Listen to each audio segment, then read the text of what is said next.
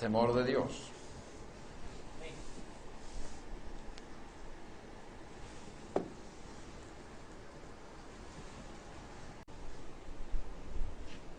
Sepa ante quién estás.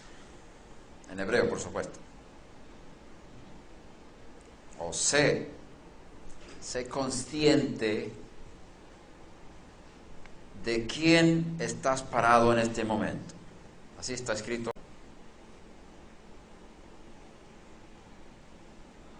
Kivite et Adonai negdi tamid, dice el rey David. Puse a Hashem delante de mí siempre. El temor del cielo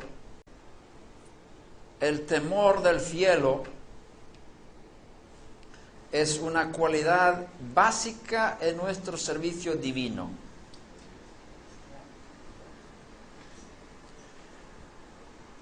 Viajo mucho y veo toda clase de personas.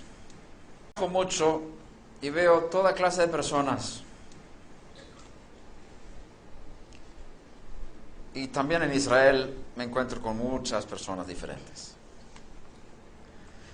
Cada Shabbat, cuando estamos en la mesa celebrando ese gran día que Hashem nos dio, que resuelve muchos problemas familiares y problemas de estrés, el Shabbat es un regalo para todo el mundo.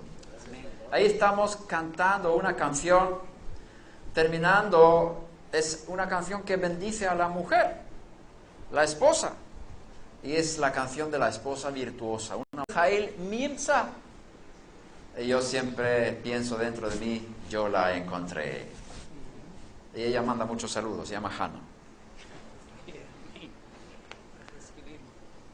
Al final de esa bendición, que es de Proverbios 31 del 10 al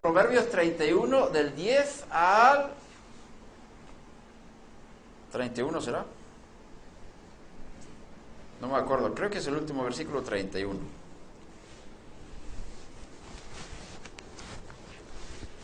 Al final está escrito, vana es la belleza. Al final está escrito, vana es la belleza. No, vana es la gracia y engañosa, bueno, por ahí. Sheker hagen ve hevel hayofi, así está escrito. Luego cómo se traduce ya es otra cosa. Sheker hagen, la gracia es mentirosa. Así dice el hebreo. Ve hevel hayofi, y vana es la belleza.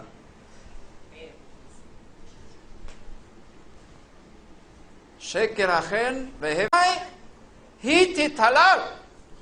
Isha yirat Adonai hi tithalal. Una mujer que teme al Eterno es digna de alabanza. ¿Cuál es la mujer digna de alabanza? ¿La bella o la que tiene temor de Hashem? El proverbio dice, y lo cantamos todos los Shabbats, honrando a nuestras esposas. ¿Qué pasa con este? Quizás necesita un poco de renovación.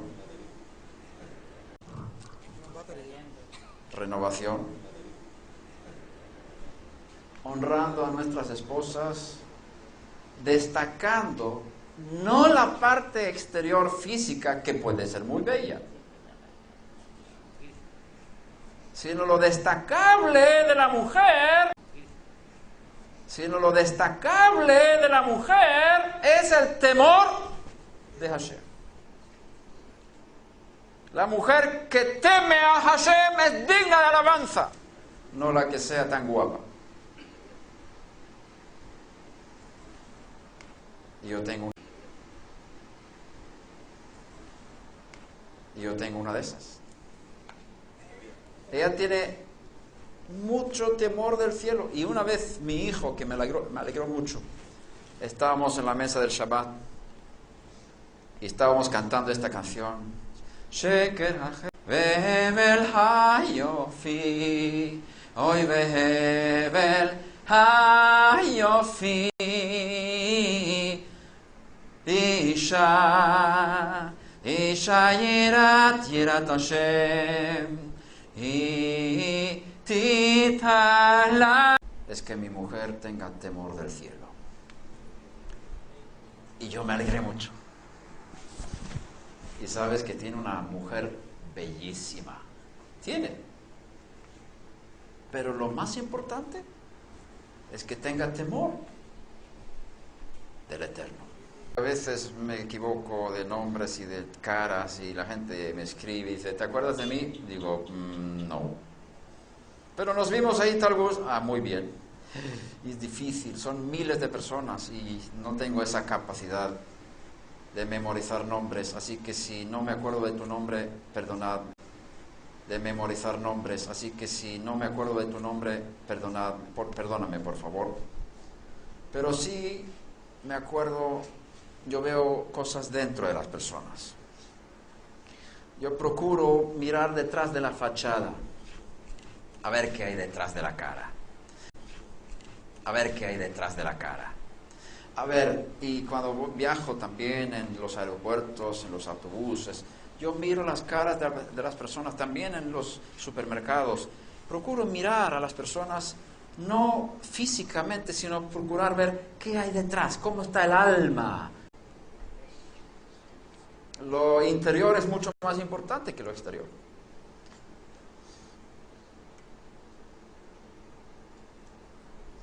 Y me encuentro con personas de toda clase. Y me he dado cuenta que muchas personas son hipócritas, pero luego viven otra cosa por dentro y en su vida privada. Hay muchos que son dobles, no son sinceros consigo mismos, se están engañando a sí mismos. Dicen que se están engañando a sí mismos, diciendo mentiras a sí mismos.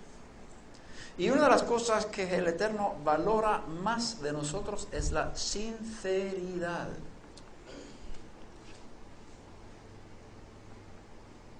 Hay que ser sincero. Hay que ser sincero. Hay que decir la verdad. Como dice el Sidur, no sé si estáis usando el Sidur Birkat Shlomo aquí, pero una de las oraciones de la mañana, cada mañana oramos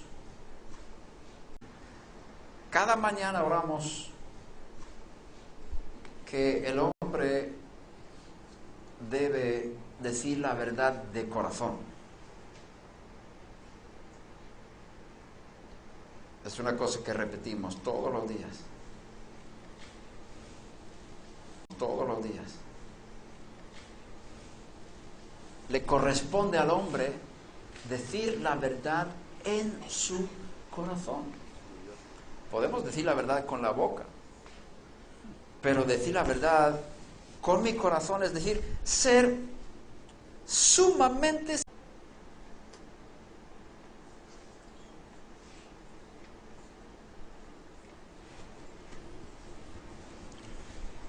¿Me das un lápiz, por favor? O un lápiz, ¿cómo se llama?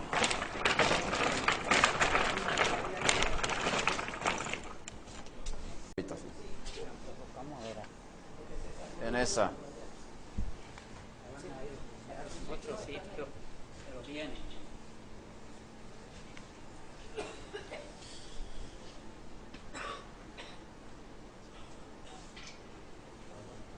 Todavía no hemos empezado con el tema.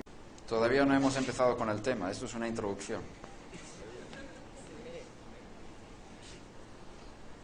Yo dependo mucho de la gente. Lo que hay, eso hay que hablar. Parece que alguien necesita esto.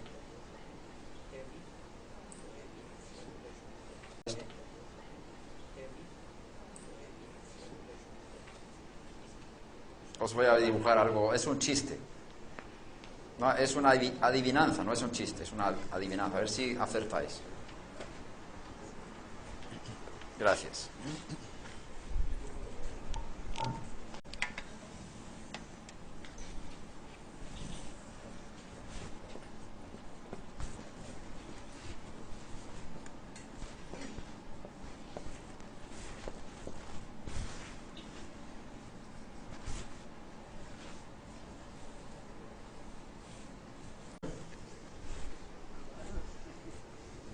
corazón? Un corazón. Tienes media razón. Está bien. Es un corazón. ¿Pero qué tipo de corazón? Una figura. Sincero. Ahora sí. No te vas a olvidar este mensaje.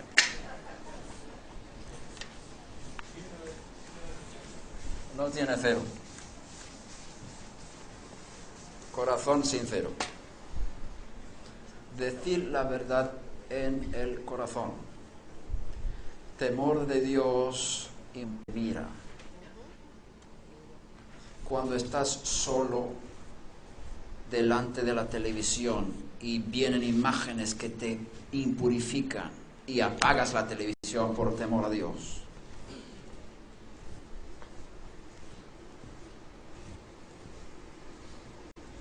Temor de Dios significa que cuando te das cuenta que te dieron un poco más de dinero de vuelta, se equivocaron con la vuelta y tú te das cuenta, nadie sabe, excepto tú y un montón de ángeles que están mirando tus cuentas, de ángeles que están mirando tus cuentas. Temor de Dios implica que tú vas a decir, mira, me diste demasiado, te voy a devolver lo que no me corresponde. Eso es temor de Dios. Sabiendo que hay unos ojos que me están mirando todo el tiempo. Y ante quien tengo que dar cuenta de lo más mínimo que he hecho durante toda mi vida. Todas las cosas están descubiertas delante de quien a quien tenemos que dar cuenta. Van a revisar lista de todas que haber hecho.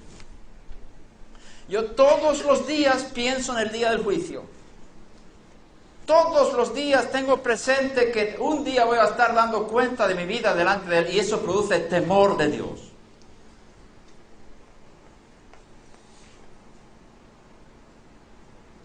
Que tiene temor de Dios es una persona que podemos confiar en esa persona. Una persona que no teme a Dios es una persona que engaña a los demás.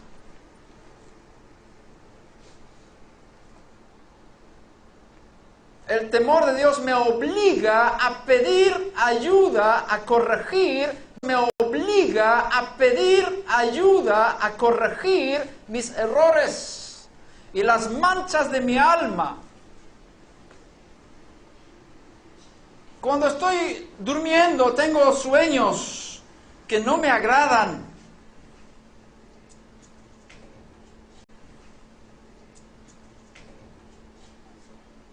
Sueños que revelan lo que hay en mi interior y son cosas feas.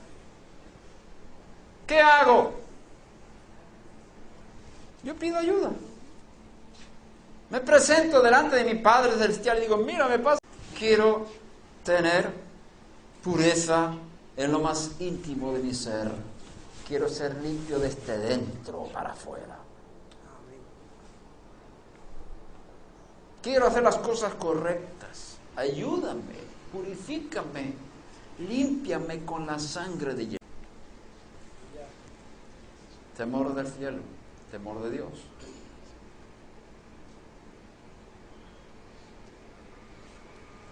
Un rabino estaba muriendo y tenía a sus discípulos alrededor. Y le preguntaron al rabino, Rabí, ¿cuál es tu último deseo? Y él dijo, mi deseo es que tengáis el mismo temor de Dios, que tengáis el mismo temor de Dios que tenéis de los hombres. Y los discípulos decían, ¿cómo es eso? ¿Quieres que tengamos el mismo temor de Dios que tenemos de los hombres? ¿No quieres que...? Y el rabino contestó, sí, pero como veis que tenéis mucho más temor de los hombres que de Dios, el primer paso es tener el mismo temor de Dios que tenéis de los hombres.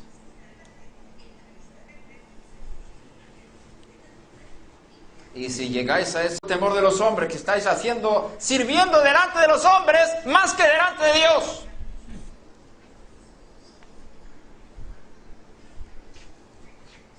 ¿Podemos apagar eso, por favor? ¿Es un teléfono? Ah, ¿es fuera? Pues lo apagamos. Ya. Pues lo apagamos. Ya.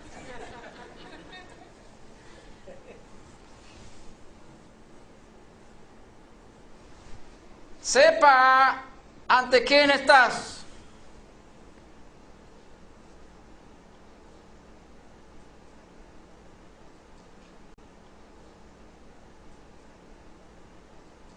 ¿Quién quieres agradar con tu vida? Rabí Shaul dijo estas palabras: el que quiere agradar a los hombres no puede ser siervo del Mesías. Agradar a los hombres con lo que hago.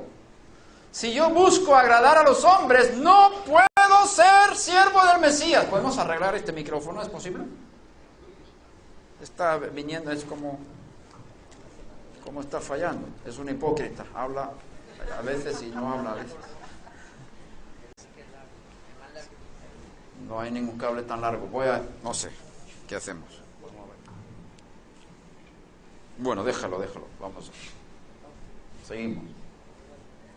No te preocupes. Quizás es la antena. Está muy lejos. Ah, ¿hay otro? Ok, está bien. No importa. Es cuando estoy lejos, ¿no? La señora está ahí encima de la caja. Sí, ya veo. Bájalo del amplificador porque puede haber interferencias de los transformadores en el amplificador. Posiblemente. Servir en lo secreto. David el rey dice: tú deseas verdad en lo más secreto del corazón.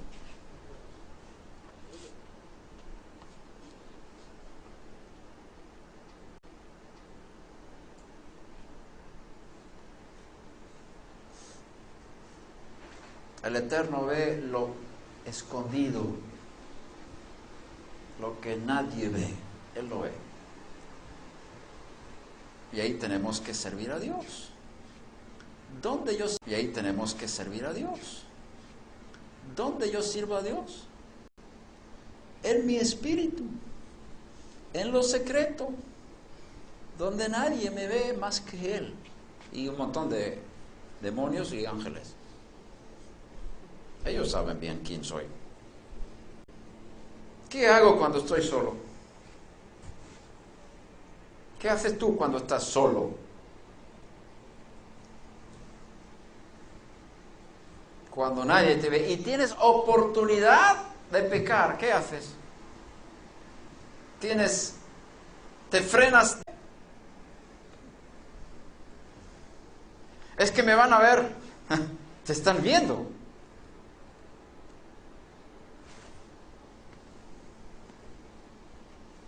¿Por qué digo estas cosas? No lo sé. Quizás alguien lo necesita. Yo lo necesito. Y tú lo necesitas. Baruch Hashem. Voy a cantar una canción.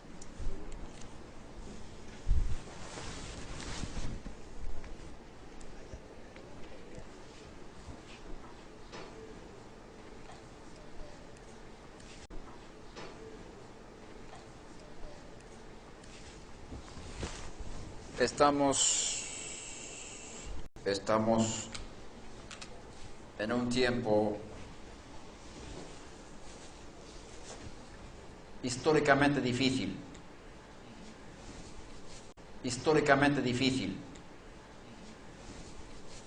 Entre Pesach y Shavuot. Un tiempo que se llama Omer en hebreo. La palabra Omer tiene 3 significados. En primer lugar significa gavilla. ¿Gavilla se utiliza aquí? ¿Gavilla? Manojo de cereales. Gavilla. lo que usaban antiguamente cuando cosechaban. Ponían todas las espigas en una gavilla para secar. Ya conocéis. Segundo significado de la palabra homer es una medida que se saca de los granos de la gavilla. Y ahí es la medida exacta del homer, porque en la Torá habla de homer, que es una medida de productos secos. 2,5 litros, 3,5 litros, hasta 4,5 litros, no se sabe perfectamente cuál es la medida. ¿Se utiliza litros o galones? Un galón, pero galones de líquido, ¿no? Litros son cuatro. Se usa Un galones, galón se usa son. litros. Ya se usa Ok. Se usa las dos medidas. Más o menos un galón. Homer. Y la pantalla aquí, proyectarla. ¿Hay que apagar las luces? Por lo menos las de adelante. Ok, adelante.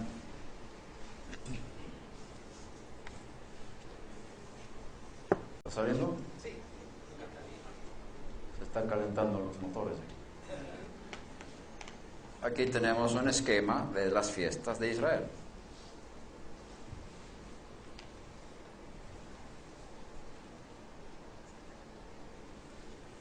Comparado los meses hebreos comparados con los meses romanos. Había un láser por ahí, ¿verdad?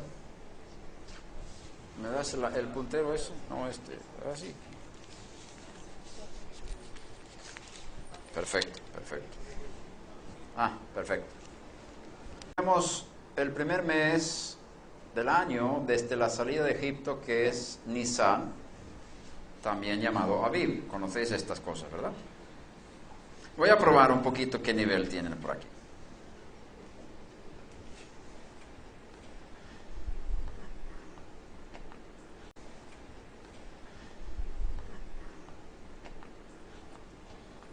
Es que ya lo tenemos todo delante. Si hago preguntas, lo vais a ver. Vamos a hacer así. Pongo aquí delante. ¿Cómo se llama? Que no me miren. Se llama. Que no me miren. No. Pero entonces perdemos la broma. No lo cierres. La broma es esta. ¿Cómo se llama el séptimo mes del calendario hebreo? Muy bien. El calendario hebreo. Muy bien, Tishri.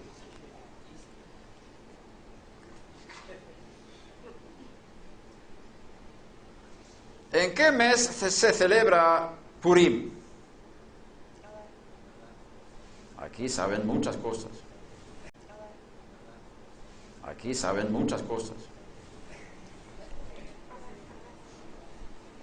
Homer es la medida de una gavilla o de los granos que se sacan de una gavilla. Y en Pesach, ¿sabéis que se sacrifica un cordero el 14 de Nisan? Cuando ya empieza el 15 de Nisan, por la noche, es la fiesta de los panes sin levadura, Hag HaMatzot. ¿Cuánto tiempo dura la fiesta? El primer día es festivo, el 15 de Nisan. Y el séptimo día es festivo, el 21 de Nisan. La Torá manda presentar un Homer justamente después del Shabbat, después de Pesach. Y yo pregunto, ¿a qué Shabbat se refiere? ¿El Shabbat de la semana o el Shabbat de la fiesta? Porque la semana o el Shabbat de la fiesta, porque el primer día de la fiesta, el 15 de Nisan o de Aviv, es también fiesta. Y tenemos otra fiesta, otro Shabbat, el 21 de Nisan. Entonces, En esa semana hay un Shabbat semanal también.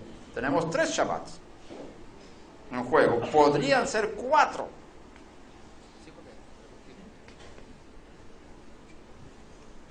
¿A qué Shabbat se refiere la Torah cuando dice el día después del Shabbat tienes que presentar un Omer de la primera? Y no podéis comer de los granos del producto de la tierra antes de presentar el Omer delante de Hashem. ¿Qué hacían con el Omer? ¿Alguien sabe? Una ofrenda, pero ¿qué hacían con los granos? Los tostaban en un tubo sobre fuego para que se secaran, los molían, los cernían, sacaban lo más fino, cernían, sacaban lo más fino y luego la harina de cebada mezclaban con aceite para que fuera una torta. ¿Se dice torta aquí?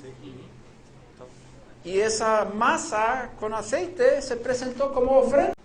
Y esa fue la primera ofrenda de la cosecha del año en Israel. Prohibido comer de los frutos de la cosecha de ese año antes de presentar el Omer delante de Hashem. Así dice la Torah. Con otras palabras, la Torah nos enseña, lo primero que haces, ¿qué haces? El judío está entrenado a decir palabras o incluso pensar cuando despierta, no dice, sino dice dentro de sí, Kivitet Adonai, es pensar en Hashem.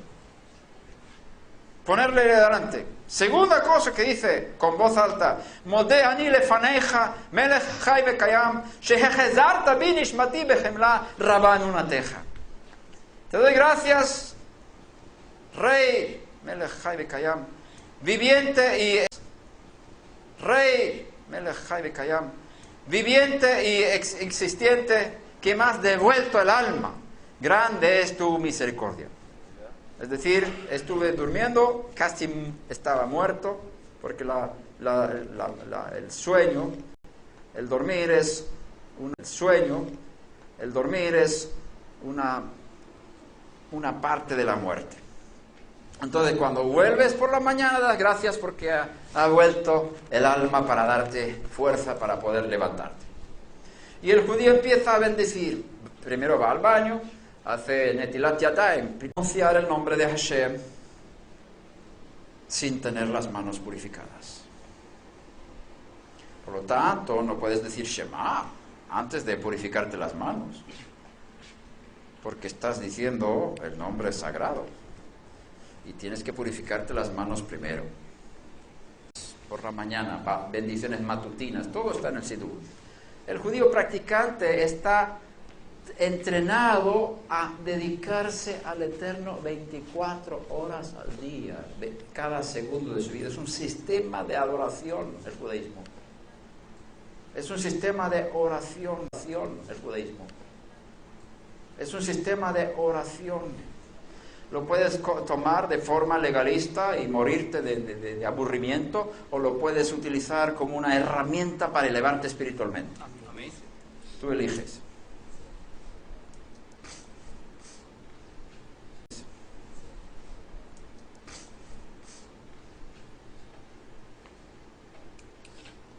Y después hacemos las bendiciones matutinas, después hacemos las oraciones, presentamos sacrificios de alabanza,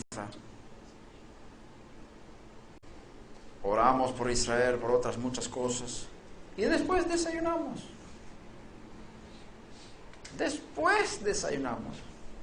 Primero oramos y después desayunamos. Si yo empiezo a alimentar mi cuerpo antes de dar alabanza, mostrando que yo soy más importante que mi Dios. Yo primero, tú segundo. Por lo tanto, el judaísmo obliga al judío a poner a Hashem en primer lugar en su vida. Y la Torah nos enseña eso. No podéis comer. Y la Torah nos enseña eso. No podéis comer del fruto de la tierra hasta haber presentado el Omer. Primero Hashem y después vosotros. Él tiene que comer primero y después vosotros. Los sacrificios son llamados el pan de Hashem. Como si fuera. El pan de Hashem. Como si fuera. Que estuviera él comiendo. ¿Cuándo se presenta el Omer? La primera cosecha del año. ¿Cuándo? ¿Lo saben? Cosecha del año. ¿Cuándo? ¿Lo saben? A ver, ustedes decían que sabían acerca de las fiestas. Vamos a ver. ¿Cuándo se presenta el Omer? Aquí tenemos la palabra Omer Reshit. Aquí tenemos la palabra Omer Reshit, que es una palabra, son dos palabras del texto hebreo que realmente debe ser otra palabra más. Omer Reshit Ketzirchem. El primer Omer de vuestras cosechas. Tenéis que presentar el día después del Shabbat. ¿Qué Shabbat? A ver. El Shabbat de Pesach. ¿Qué pasó? El ordenador está diciendo que no quiero trabajar más. Trabajo. Hay que moverle de vez en cuando.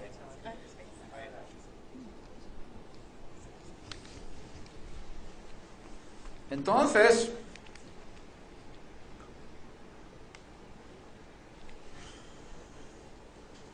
luego dice la Torah, contaréis 7 semanas. Shabbat. Presentaréis la nueva cosecha delante de Hashem, Bikurim, que es Shavuot. La fiesta de Shavuot se llama Bikurim. Primicias.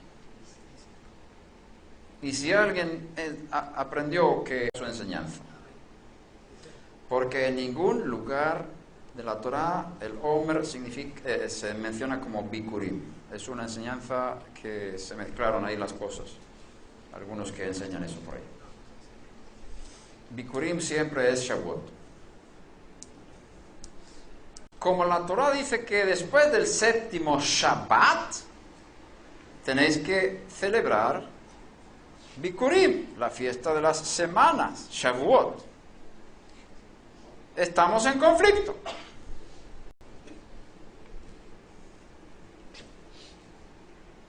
$50 días para atrás, tiene que ser un Shabbat semanal si Shavuot cae el primer día de la semana, el domingo. El día después del Shabbat, semanal. El 7º Shabbat. ¿Cuántos están conmigo? ¿Tú has enseñado estas cosas? ¿La gente conoce todo esto? ¿Los conceptos?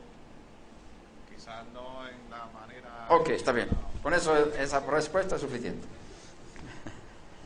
Porque no quiero tragar algo, o sea, repetir algo que ya saben bien. Pero yo veo en las caras que no sabéis bien lo que estoy diciendo. Y repetir algo que ya saben bien. Pero yo veo en las caras que no sabéis bien lo que estoy diciendo. Que son cosas nuevas.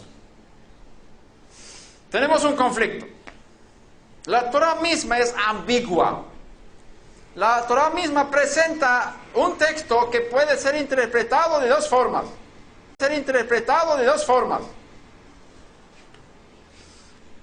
Y claro, si tú lees las traducciones, vamos a mirar ahora, por ejemplo, en Levítico 23, que es una parte de la semana, de la parashá de esta semana.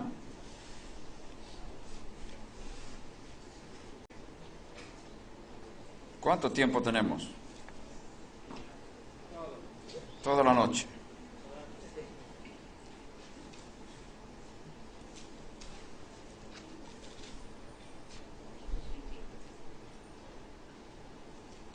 Versículo 15 y 16. Desde el día que sigue al Shabbat, desde el día que trajisteis la gavilla o el Omer, en este caso no es una gavilla sino la medida de la ofrenda mecida, contaréis 7 semanas completas. En hebreo dice 7 semanas completas. En hebreo dice 7 Shabbats completos.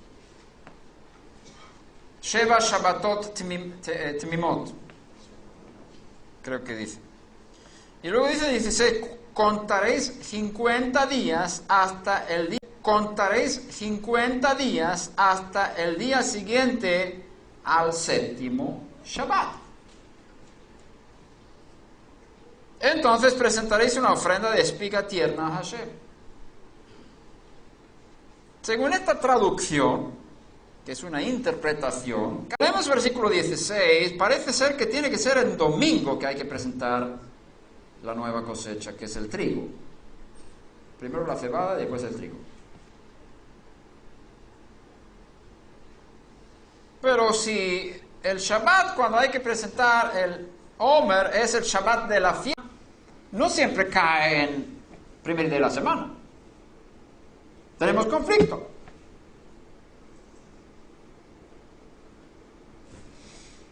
Si miramos el versículo 15, dice, contaréis 7 Shabbatots completos. Shabbats completos. Shabbatots completos. Shabbats completos. Aquí se traduce como 7 semanas completas en la Biblia de las Américas. ¿Qué dicen vuestras versiones por ahí? ¿Dicen completas? ¿Dicen completas? Semanas. ¿No hay ninguna otra versión? 7 sábados completos. 7 Shabbatot. La palabra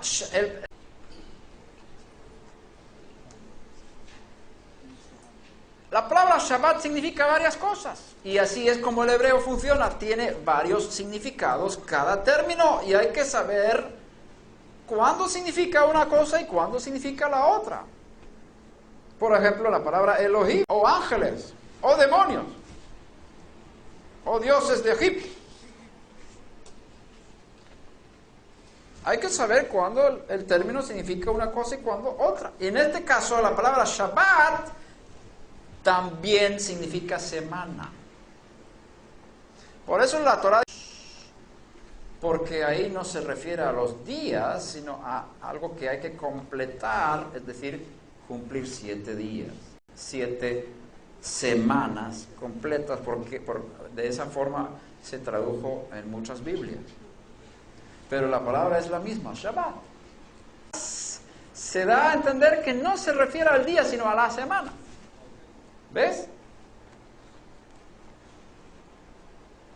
Por causa de esta ambigüedad, en el Talmud hay una discusión tremenda, ¿cuándo hay que presentar el Omer? Y presenta diferentes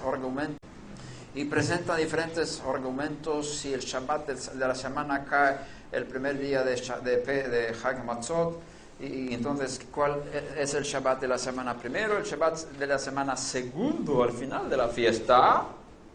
Entonces se refiere a ver si es de él después de la fiesta. Entonces se refiere a ver si es de él después de la fiesta. Entonces el Omer cae fuera de Hag Matzot en el caso de que sea el segundo Shabbat. Así está la discusión en el Talmud. Y los rabinos, los fariseos, que es la rama de los fariseos que seguimos hoy en día, han llegado a la conclusión, o quizás eso viene ya desde Moshe Rabenu, la tradición de presentar el Omer después del Shabbat de la fiesta, no el Shabbat semanal.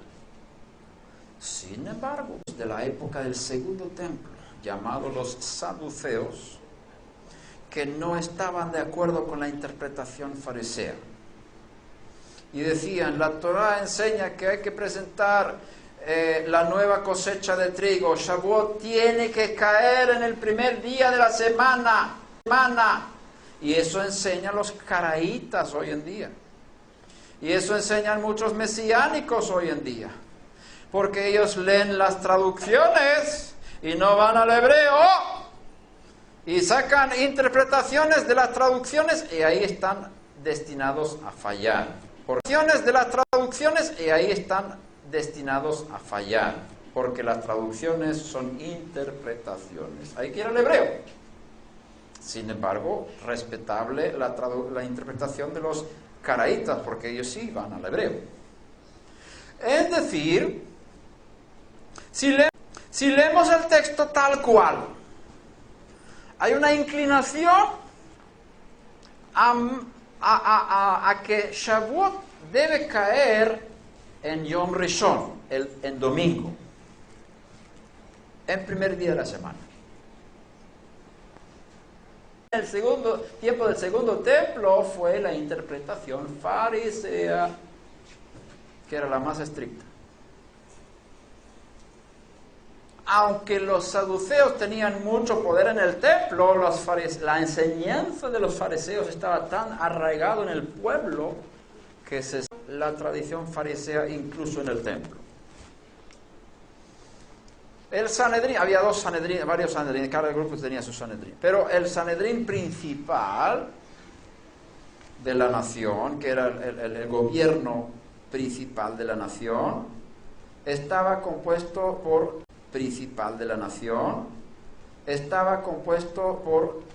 saduceos y fariseos. Lo veis cuando el rabí Shaul está delante de ellos y tiene que dar cuenta de su vida. Él dice: yo soy fariseo, hijo de fariseos, y como sabe que hay un grupo de saduceos y fariseos y no se llevaban bien, entonces los fariseos empezaron a apoyarle a Pablo y empezaron a discutir, y Pablo salió de ahí sin que haya ningún juicio contra él. Fue una cosa astuta que hizo ahí. Entonces, la interpretación de que Shavuot tiene que caer el primer día de la semana, el domingo.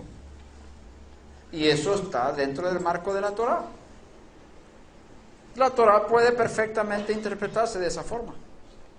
Sin embargo, los fariseos decían que no. 50 días después del 15 de Nisan. ¿Dónde puse el truco ese? Gracias. Ok, aquí he puesto 50. Evitar problemas. Pero ¿cuándo es el hombre? Ahí tenemos dos interpretaciones. Una que dice que es el 16 de Nisan y otra que dice que es después del Shabbat en la semana de Chag HaMatzot. Y las dos están perfectamente dentro del marco de lo que enseña la Torá. Las dos interpretaciones son de acuerdo a la Torá. El Eterno creó una Torá que puede ser interpretada de dos formas, porque tiene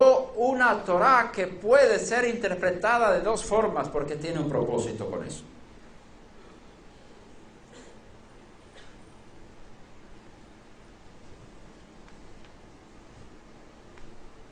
Él quería tener una Torá ambigua para que se crearan dos grupos dentro de Israel. Uno que interpretara de una forma y otro grupo que interpretara de otra forma. Él dirige la historia. Él es Dios arriba en los cielos y abajo en la tierra, Él y no hay nadie más.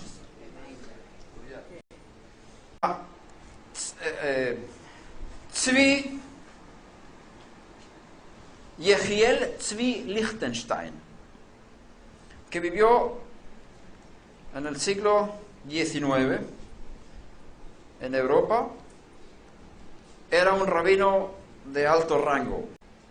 Él llegó a la conclusión de que Yeshua es el Mesías. Y él escribe defendiendo las enseñanzas de los evangelios. Escribe en hebreo. Sus enseñanzas están en hebreo porque él quería enseñar al pueblo judío estas verdades. En sus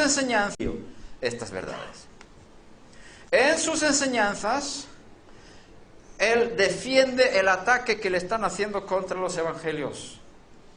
Que dice que ¿cómo es posible que Yeshua esté comiendo Pesaj con sus discípulos, comiendo Pesaj con sus discípulos,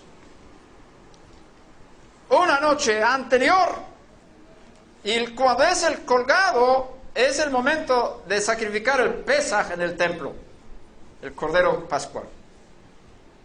Es un ataque contra los evangelios, o contra, ¿verdad? Es un problema que tenemos en los evangelios. ¿Cómo es posible? Porque dice que cuando estaban para juzgar a Yeshua, para ser colgado, no querían entrar en el lugar de los romanos, los judíos, no querían entrar. Ellos se contaminaban y no podían comer Pesaj el día siguiente. Es decir, la noche cuando Yeshua fue entregado, todavía no habían comido el Pesaj esos líderes de Israel. Entonces Yeshua comió Pesaj una noche antes. Yeshua comió Pesaj una noche antes con sus discípulos. ¿Cómo es posible? ¿Cómo puede ser el Mesías si él sale de la Torá comiendo Pesaj el 14? O sea, sacrificando Pesaj el 13 de Nisan y comiendo Pesaj la noche del 14 cuando tiene que sacrificar el 13 de Nisan y comiendo Pesaj la noche del 14 cuando tiene que sacrificar el Pesaj el 14 de Nisan y comerlo la noche del 15, según la Torá. Eso es un ataque bien fuerte. Y no puedes decir que como él tenía que ser colgado para cumplir la Torá, él tenía que ser colgado como el Cordero de Pesaj el 14 de Nisan. Cierto. Pero ¿cómo podía celebrar Pesaj la noche anterior con sus discípulos? Sale fuera de la Torá porque dice, estas fiestas celebraréis en sus fechas. Sería un falso Mesías, ¿verdad? Y este rabino se levanta y defiende los evangelios. ¿Queréis saber la respuesta? ¿O alguien sabe? Pastor, ¿tú sabes? ¿Tú sabes? Tú sabes. No se lo digas todavía.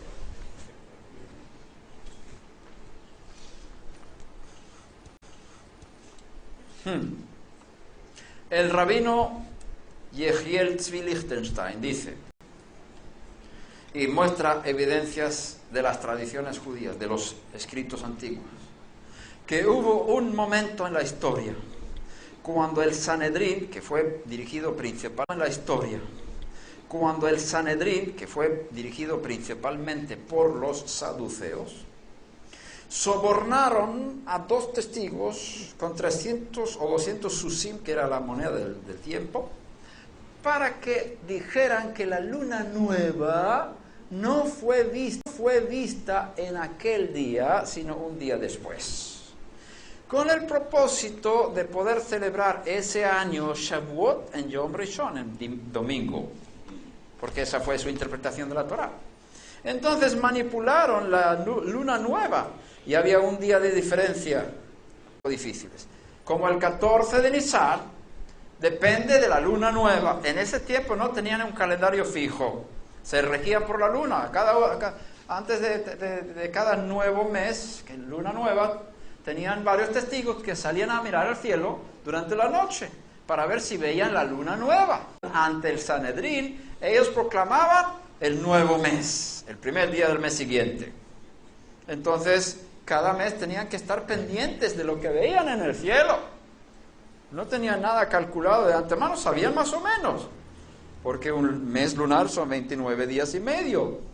Y cuando ya, pero puede ser esta noche o la siguiente que vemos la luna nueva. Entonces hay meses de 29 días y hay meses de 30 días, dependiendo de la luna. Entonces, sobornaron a los testigos para que dijeran, aquella noche no es la luna nueva, es esta la. Porque querían celebrar Shavuot en el día que ellos pensaban que la Torá interpretaba el domingo.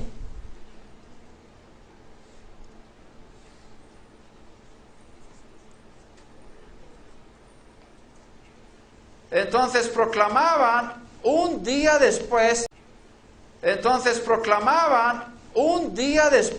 aquel año como el primer día de Nisan, a pesar de que la luna nueva se había visto la noche anterior. Pero como El Sanedrín era el gobierno de Israel que establece cuándo hay que celebrar. El gobierno de Israel que establece cuándo hay que celebrar las fiestas. Se cambió la fecha, o más bien se estableció la fecha un día después.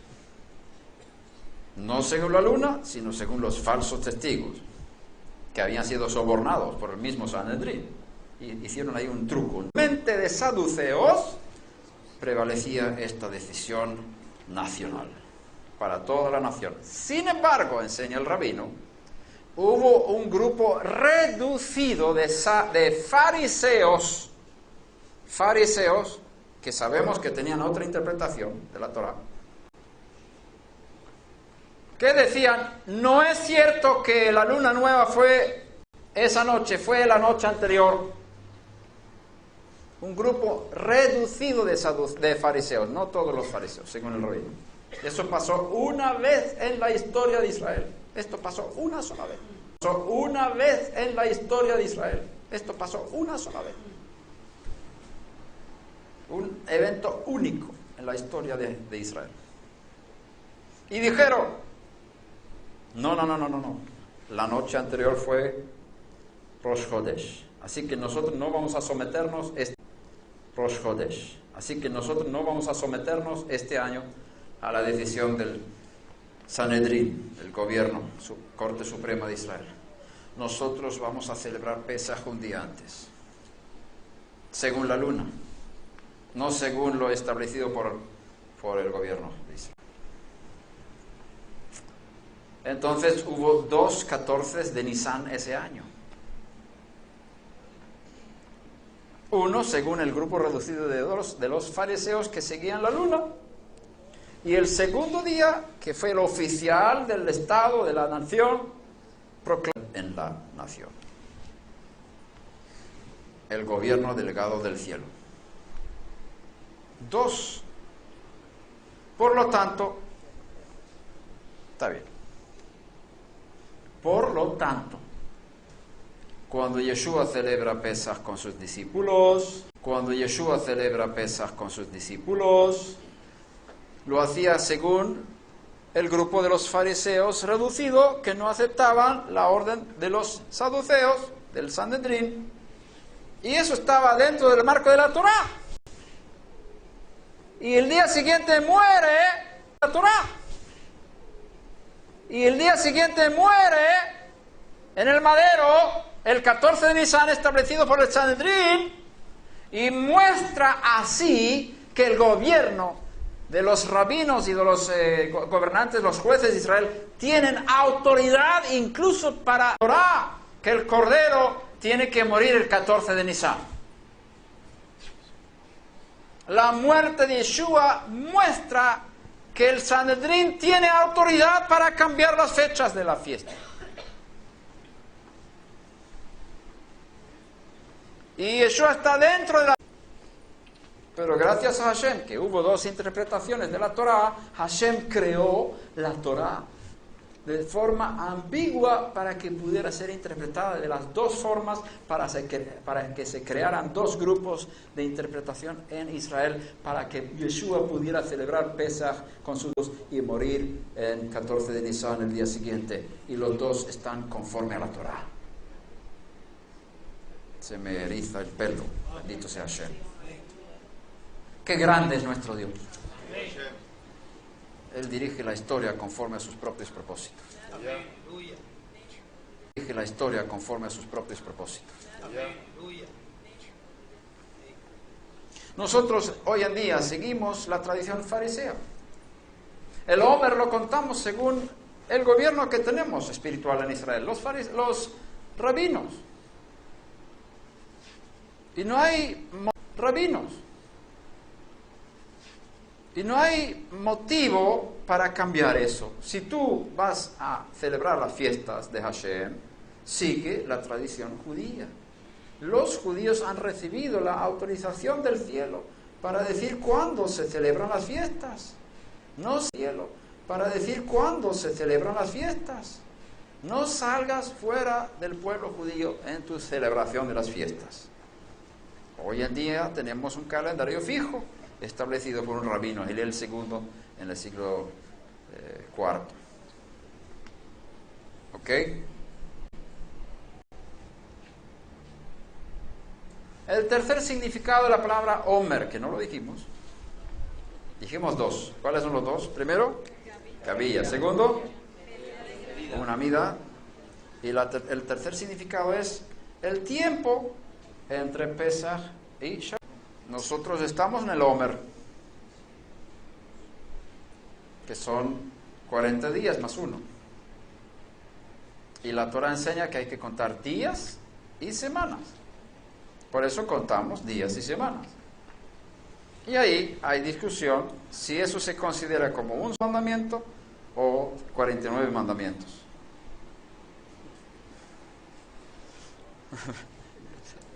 Sí. La Torah enseña tienes que contar 49 días y el día 50 es Shavuot. Y la Torah dice que tenemos que contar 7 semanas y el día y la Torah dice que tenemos que contar 7 semanas y el día siguiente es Shavuot.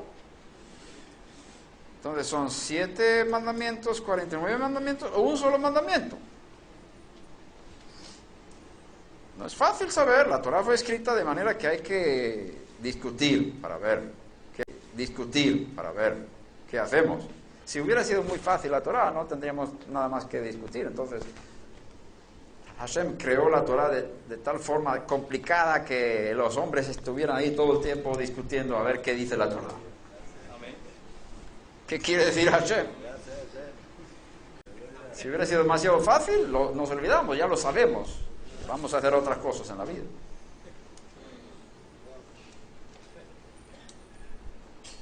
Los rabinos establecen que es un solo mandamiento. Contar los 49 días. Un mandamiento. Y cada día bendecimos antes de decir el día en el cual estamos. Ayer fue el día 29 del Omer. Si yo hubiera dicho hoy, hubiera ya contado. Entonces no puedo hacer la bendición. Pero para poder contar con bendición, entonces no puedo hacer la bendición. Pero para poder contar con bendición, tengo que mencionar el día anterior. Ahora, si no digo la bendición todos los...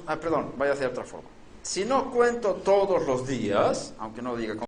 Si no cuento todos los días, aunque no diga con bendición, y fallo un día, ya no puedo seguir bendiciendo. Ya el mandamiento se me escapó, porque es un solo mandamiento los 49 días. Y ya no cumplí el mandamiento. Perdí el tren. Y no cuento ese día, no cumplí el mandamiento. Porque es uno solo. Entonces hay que estar al tanto. Pero los justos de las naciones y las mujeres judías no están obligados a contar el Omer. Pueden hacerlo. Muy bien. Pero no es una obligación. El judío está obligado a contar.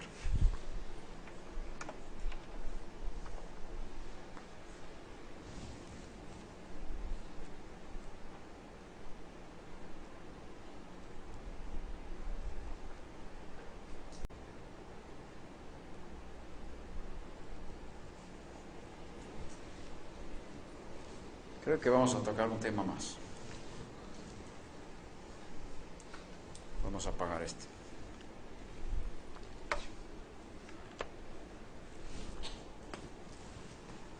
¿Seguir un poco más? ¿Puedo seguir un poco más? ¿Qué tiempo tenemos? La gente está cansada, tiene que ir a dormir. ¿Cómo es eso? Son las 3 de la tarde. Mentiroso. Como sabes que miento, entonces no hay problema. Que sabes que es una broma, no. Que sabes que es una broma, no es verdad. ¿No se apagó? El proyector lo puede apagar. Apagar el proyector. Ahí ya, ahora sí. Perfecto. Ahí ya, ahora sí. Perfecto.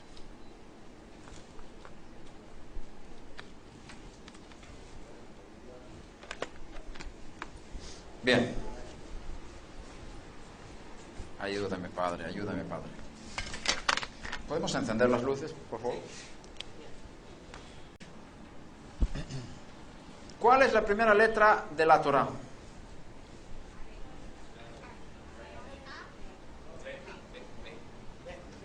Ni A ni B. Porque la Torá no fue escrita con letras latinas.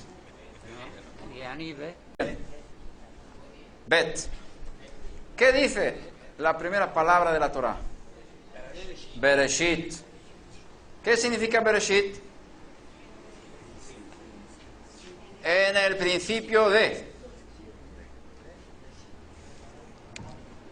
La primera letra del alfabeto o alefato hebreo es Aleph y la segunda es Bet. ¿Por qué Hashem no empezó con la primera? Hubiera sido muy fácil para él. Porque el nombre hubiera sido muy fácil para él. Porque el nombre Elohim empieza con Aleph. Hubiera podido escribir Elohim bara behatchala o barishona et hashamayim et haaretz. Elohim creó los cielos y la tierra al principio, pero no empezó consigo mismo. Empezó con la palabra Bereshit, en el principio de. Para mostrar así que la Torá tiene que basarse en el principio de dos. Toda la creación, Bet es dos, no uno. En los mundos inferiores, en los cuales estamos nosotros, la base de la creación es la Bet. El Eterno creó el mundo con la letra Bet, con dos. Por eso vemos en Bereshit, en Génesis, como Él separa la noche del día, son dos. Fue la tarde y fue la mañana, un día. Un día está dividido en dos, noche y mañana, noche y día. Luego separa las aguas de arriba de las aguas de abajo, dos. Luego separa las aguas de arriba de las aguas de abajo, dos. Luego separa lo seco del mar, dos. Luego hace hombre y mujer, dos. Todo es dos en este mundo. Y cuando Él crea un pueblo sacerdotal, crea dos tipos de pueblos en el mundo. Los del pacto, de la circuncisión, y los de otro tipo de pacto, que es el pacto de Noaj. Israel y las naciones. Dos pueblos diferentes, con dos llamados, y hay en el mundo Aleph unidad perfecta.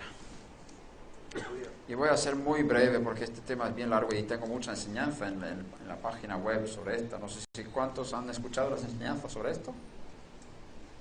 Muy pocos. Uy, qué pena. Tendríamos que estar 2 semanas.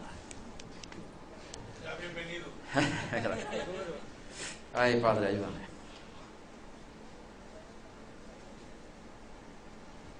Cuando se entrega la Torá en Sinai, se hace una división entre el pueblo de Israel y el resto de las naciones. La Torá misma divide entre el pueblo de Israel y el resto de las naciones. La Torá misma divide. Dice, para vosotros esto está permitido y prohibido, para los demás hay otras leyes.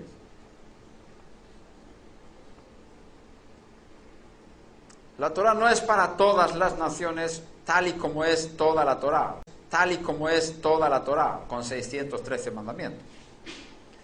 Pero ciertas partes de la Torá son para todas las naciones de la tierra. Pero no toda la Torá.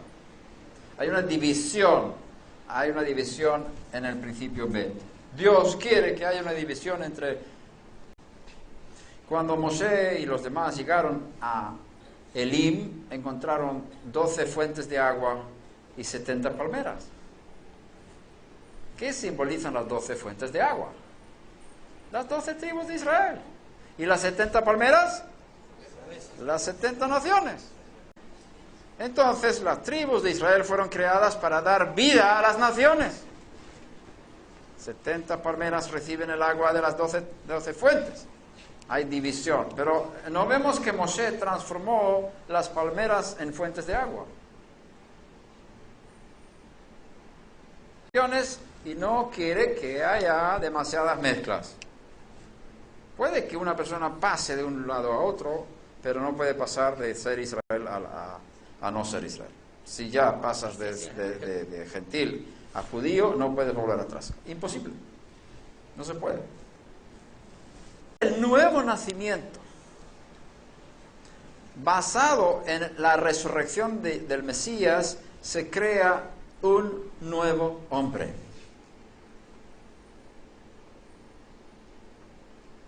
Un hombre inmortal.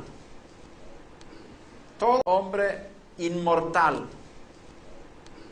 Todos los hombres en la tierra son mortales. Tanto judíos como no judíos son mortales. Todos vamos a morir.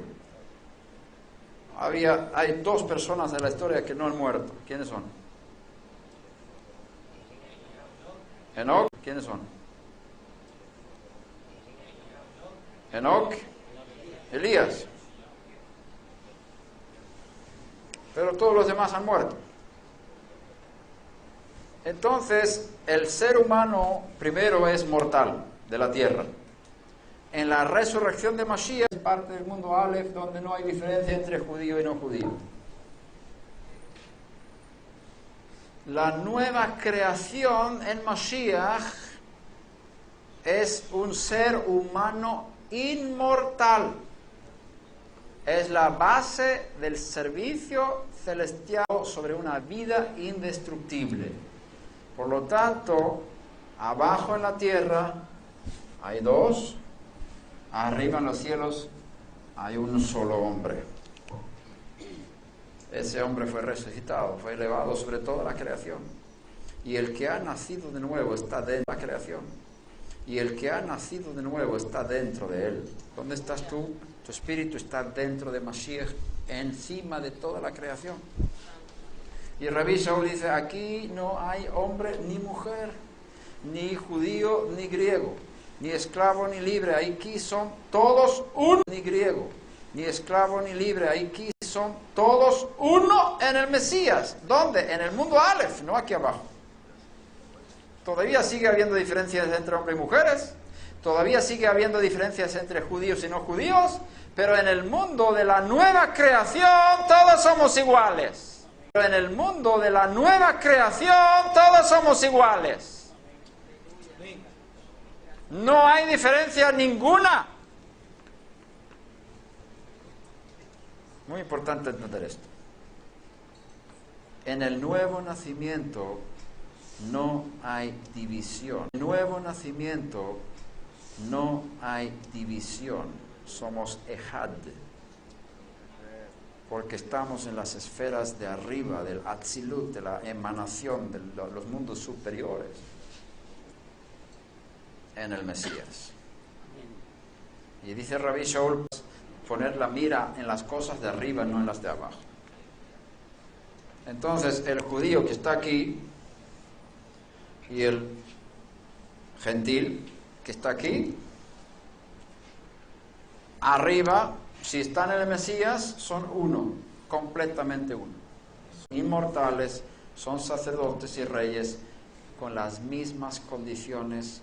No hay diferencia entre hombre y mujer, entre judío y no judío. Ese es el servicio celestial. Aquí en la tierra somos diferentes y tenemos que ser diferentes, pero sirviendo conforme al propósito de Dios con estos cuerpos mortales. ¿Ok? El hermano Jorge me pidió hablar un poquito de esto, pero hay más enseñanza en la página web para el que quiere sobre estas cosas. Y vamos a reducir. Voy a cantar una canción más. ¿Os parece?